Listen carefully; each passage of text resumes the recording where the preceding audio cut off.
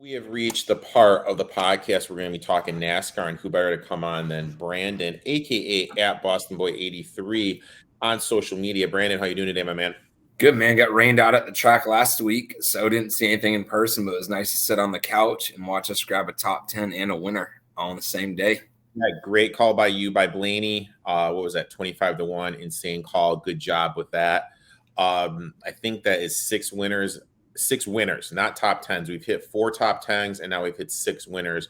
So pretty good ROI if you've been following along on the show. My big question to you, you're a Chase Elliott fan.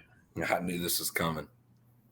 Talk me through what's going on there, what you thought about the incident between him and Hamlin, and was it the right call? Should Hamlin get suspended? Just your whole 9 yards. As much as I hate to say it, is 100% the right call. They have all this telemetry that can tell how much the steering wheels turn left and turn right at what point in time, how hard it was cranked on, everything. When he came off of that wall, his wheels were dead straight, and then the telemetry showed that he just cranked hard left. And even his answer after the race saying, "Oh, I can't hear you." Yeah, once you hit the wall on these things, you can't drive them. He let his temper get the best of him based off of what they did to Bubba Wallace when he intentionally wrecked Larson. You had to suspend Chase at least a race to set the tone that no matter NASCAR's favorite driver, whether you're the worst driver, whatever, you're going to pay the same exact consequences for making a dangerous move on the fastest part of the speedway and right hooking a guy. He destroyed his own car. If he didn't do it, he might have had a chance to stay in the top 10, fight for a win. It was a long race. It was early in the race. So disappointed in his actions for sure. NASCAR made the right call 100%. And he's going to sit out this weekend. And go ahead. Why does someone like him get suspended, but it seems like Chastain's in something every single race and he never gets suspended? Chastain looks more like a racing move and moving somebody out of the way or pushing them up the hill. But when you hook somebody in the right rear and send them head on into the wall, that's a huge risk of injury. And we know from last year the type of injury issues they've had in this car. A racing incident, he could have ran 5-6 more laps and turned Denny, pushed him up in the wall, gave him extra bump and wrecked him, and there would have been no penalty because, like they say, rubbing's racing. But when you intentionally slam somebody, you're going to be suspended. But I will say this, Denny Hamlin getting on and crying immediately that they should park his ass. He better be suspended. Denny, don't act so innocent. The racetrack we're going to this weekend, you tried to run Chastain 3 laps down into the grass after he hit you. So you're not Mr. Innocent. You haven't intentionally tried to not wreck somebody before. So this whole Hamlin crybaby, I have a podcast now.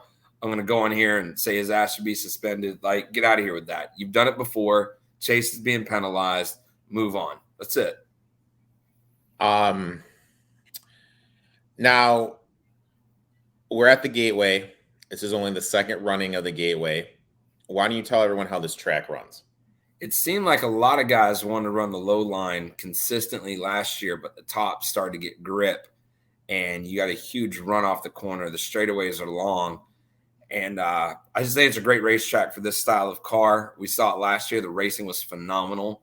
Logano won, and I think we're going to see the same thing this year. You're going to see people starting low, but once the grip comes in, they're going to try and get that run off. Now, for me, I have 3 guys I like. How many guys do you have that you like? I have 4. Possibly a 5th, but I got 4. Okay. All right. So I only have 3, so I'm going to let you kick us off, my friend.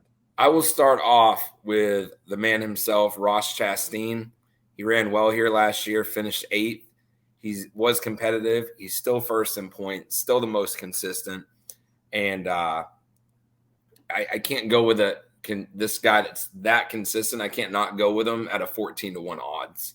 So starting right off with Chastain at 14-1. My first bet, and I like Chastain a lot. I was looking at him. I did Kyle Busch 10-1.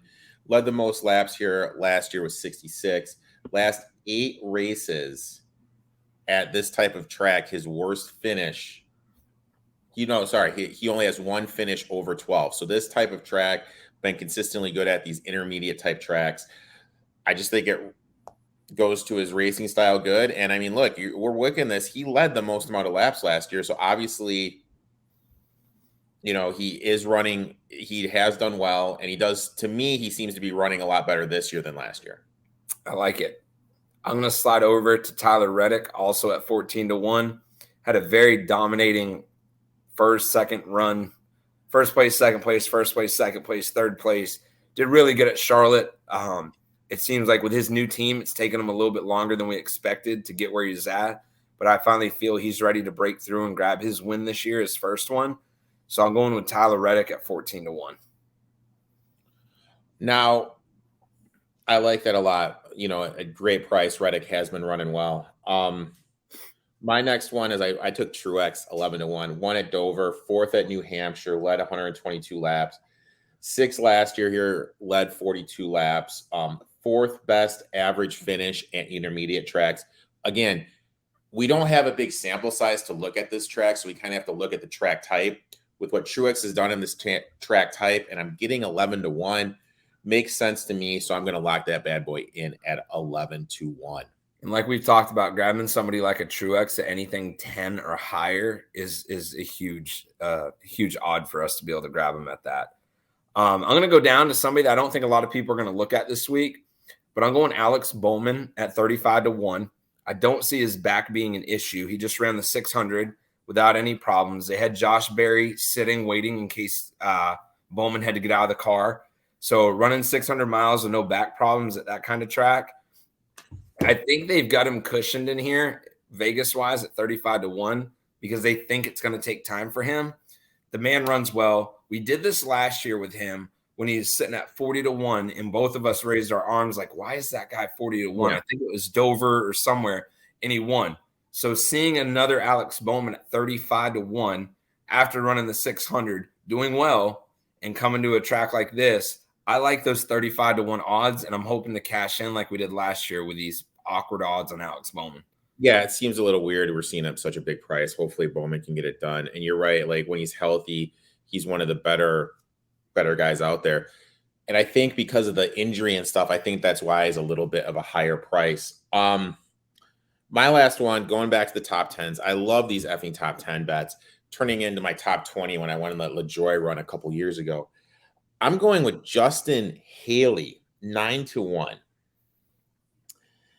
Okay, so this runs a lot like Darlington. Last two races at Darlington, he finished 3rd and 8th, top 10. 14th last year here. I'm taking a big shot at a big price. I'm seeing 9-1. It just makes sense to me to do this when historically he's done well at this type of track. Again, this is, what I'm playing this week just because the track type success. Haley fits under that umbrella. Justin Haley, 9-1, top 10. I like it. I've got a couple top 10s and then a giant long shot. I'm going to go with Corey LaJoy, top 5. He's replacing Elliott. He's done like we used to bet on him to finish in the top 20 and make money off of him. And even in his Spire car, the number 7, that is terrible equipment, he's been racing really well. This is his opportunity to get in a Hendrick Motorsports car and accelerate his career. This is like his one good time to be able to try this. And if he pulls it off, it's going to set him up to be able to get out of Spire Motorsports and with a good team in the future. And he's sitting at 14-1 for a top 5. So that's going to be my top 5 pick with Corey LaJoy. The guy replacing Corey LaJoy in the number 7 is Carson Hocevar. He's been dominating trucks. He's stepped in for Xfinity twice and has run very, very, very well. This will be his first Cup start, and he's sitting at 9-1 for a top 10. I like it. I feel he's got way more talent than LaJoy, and if LaJoy's been able to do this well in that number 7 car, and you're putting this kid with talent in there, it's his first start, so it could be hit or miss. But Carson Hocevar at 9-1. I don't see this happening, but if there's something crazy happens and he's near the front towards the end of the race, you have Carson Hocevar sitting at 500-1 in the number 7 car. If he were to somehow pull this off, You're going to have cautions. Like, it's going to have to work out perfectly.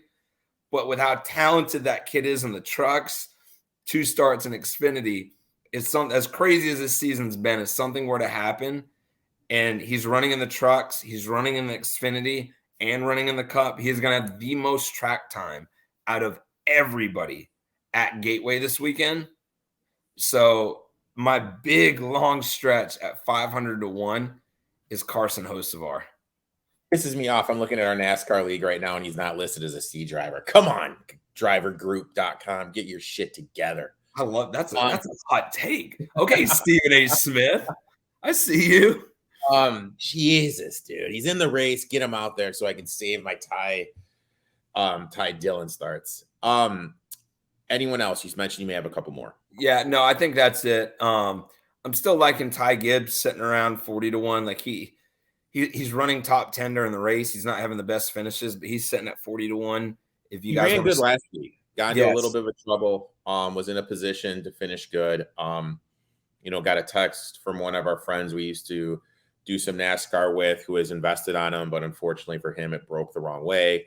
What do you think of him and his running this year? I like it. You're a rookie. And if you look at the other rookies, Noah, those guys, like, not getting it done. Todd Gilliland, same thing. But it also goes back to look at the equipment.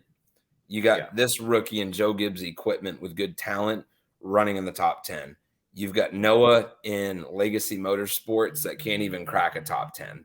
So I'm telling you guys, even though this car has brought teams together competitively, there's still a huge gap in performance based on the product of car. Brandon, I'd like to thank you for coming on and talking NASCAR. Make sure to give Brandon a follow at BostonBoy83. We're working out some deals where you can get a little bit of sponsorship.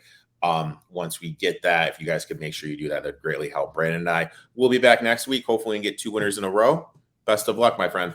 Cast some tickets, ladies and gentlemen.